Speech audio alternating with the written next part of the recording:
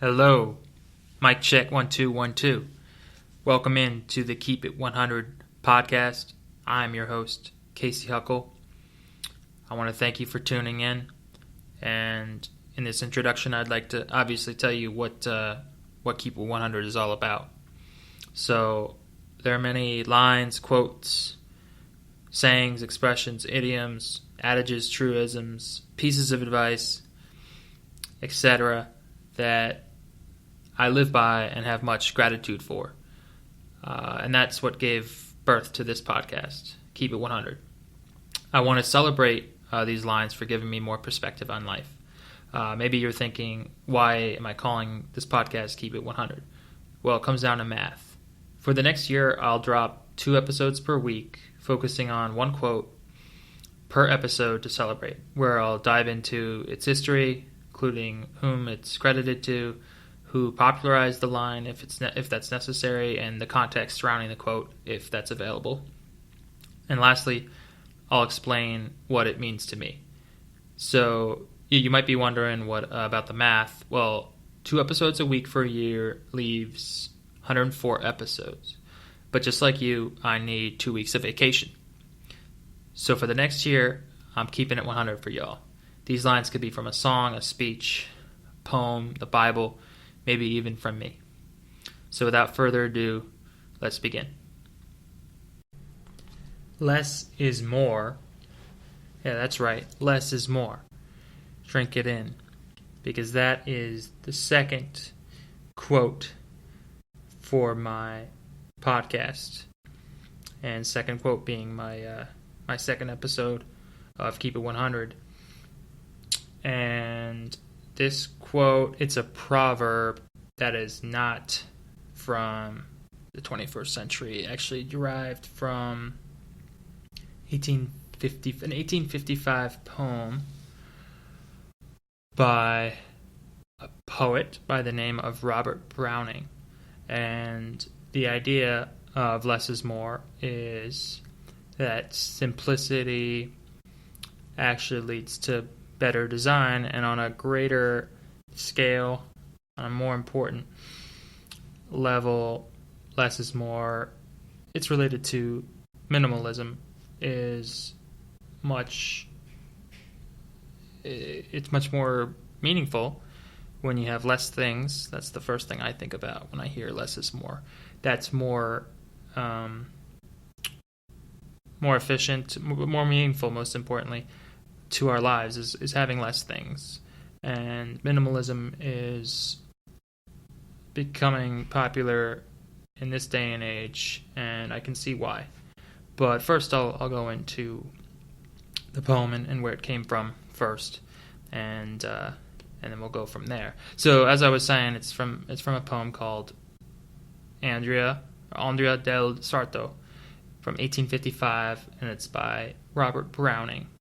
And the line, I'll read you the stanza, goes, "Who strive, you don't know how the others strive, to paint a little thing like that you smeared, carelessly passing with your robes afloat. Yet do much less, so much less, someone says, I know his name, no matter, so much less, where less is more, Lucrezia." And so I'm no expert on 19th century poetry, but he's referring to a painting, and the poem is about an Italian painter named Andrea del Sarto, and for him, I would guess he's referring to less is more in the painting, and I could see how it applies. In design, I studied user experience design at Rutgers, and as part of the program, we learned about simplicity is great, and how websites and programs, whatever we were creating in class, we don't want any design to be too busy, right? So it can be overwhelming, and so on one level, there's the design, but as part of the podcast, I definitely like to talk about how less is more in life, right? And less of your possessions gives each possession more meaning, and so I remember hearing a few years ago in 2015. I was working at a newspaper publisher in Lawrenceville, New Jersey, which is a town away from my hometown, Princeton. My boss, I was telling him about like my goals and my dreams of, probably because I'm so ambitious, I probably dreaming about moving on, moving up the corporate ladder, which hasn't happened, and maybe I was getting ahead of myself as I do, and he stopped me and said, "Less is more." And actually, it just hit me right as I was talking.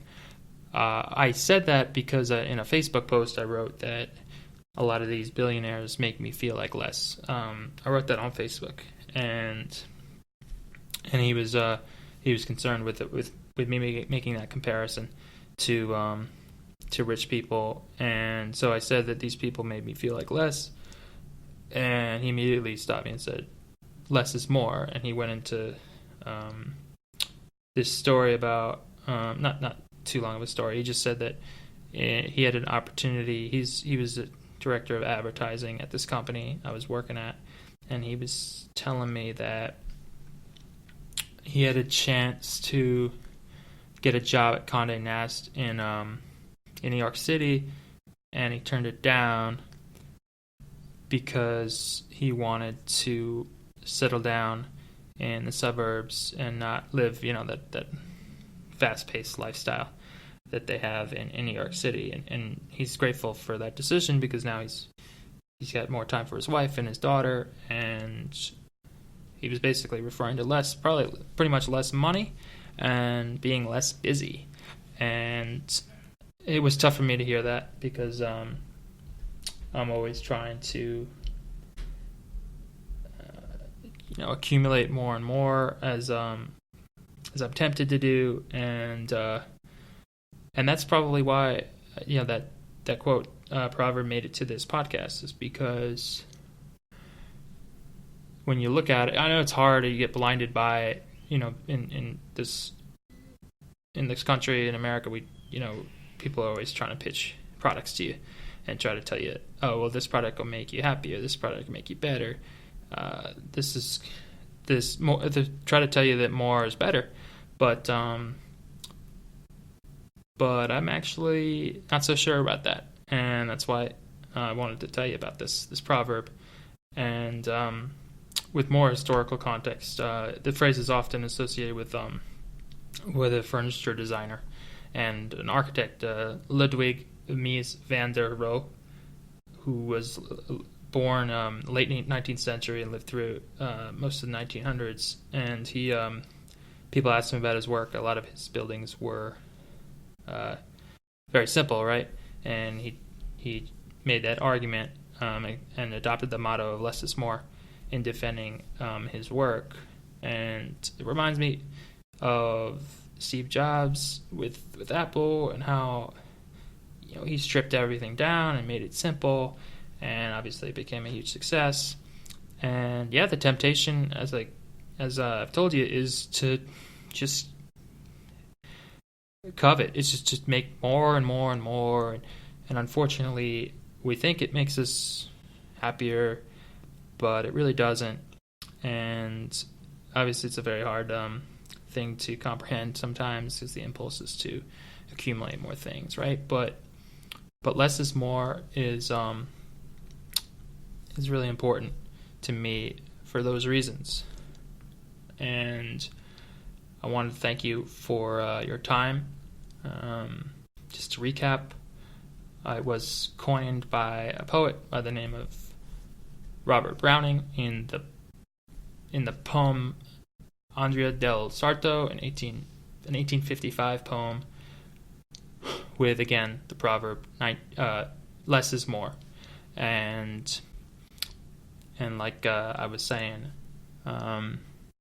more isn't always better, and minimalism is can be a great way to live, because the less things you have, it's like quality over quantity, right? Less things you have, the more meaning each thing will have. And our brains can only process like so many things. If we have 50 pairs of shoes, how are you going to have time? We just don't have time to really appreciate, unless you're maybe obsessed, which might be a problem, with all 50 of those shoes. How can you appreciate all of them versus having maybe only 3 and getting a lot more of their value out of them? So less is more. Thanks for tuning in. See you next time. Wait. Before you go, first I want to thank you for listening to Keep It 100. It's been a pleasure. Second, I wanted to beg you to rate and review Keep It 100 on iTunes and or Apple Podcasts. And you know what? You don't even have to say much. You can say whatever you want. You can give it 1 star if you'd like. I just need, like everyone else, attention. So that's all. Keeping it 100 with you. Again, I'm your host, Casey Huckle, and hopefully I'll catch you next time. Cheers.